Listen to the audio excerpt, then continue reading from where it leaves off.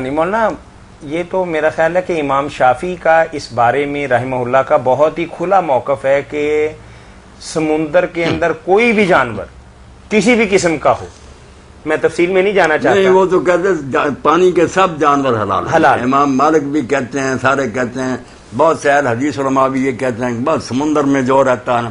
اب وہاں جب ان اماموں کے سامنے آیا کہ سمندر میں خنزیر بھی ہوتا ہے، خنزیر البحر، پھر ڈر گئے، کہنے لگے یار اگر اس کو خنزیر کہتا تو اب تو ہم ٹھٹک گئے.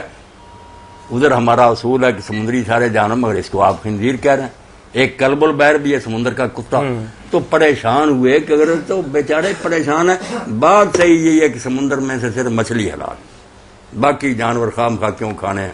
کوئی کچھ بلا ہے، کوئی ہے، وہ بلائیں ہیں، گوشت نہیں، مچھلی نہیں ہے. نہیں. السلام علیکم. مچھلی کہاں ہے؟ امام ابو حنیفہ اس بارے میں سچے ہیں. کیوں خنزیر کھانا، کیوں کتا کھانا؟ کوئی انسانوں کی شکل کی بھی جزاکم اللہ خیر. اس خوبصورت جواب کے ساتھ ہی کہ پانی کے جو جانور ہیں وہ سارے حلال نہیں ہیں، صرف مچھلی حلال ہے. نبی کریم صلی اللہ علیہ وسلم کی تعلیمات کی روشنی کے اندر صرف مچھلی حلال ہے، اور مچھلی کی ہزاروں نہیں لاکھوں قسمیں ہوں گی، وہ سب حلال ہیں. مچھلی جس کو کہتے ہیں. لیکن باقی جانور جو ہیں جیسے ہماری زمین پہ چلنے پھرنے والے، سور ہے، کتا ہے، سانپ ہے، یہ حرام ہے، بے شک سمندر ہی کے جانور. سمندر میں بھی سانپ ہیں بڑے. جزاکم اللہ خیر. اس خوبصورت جواب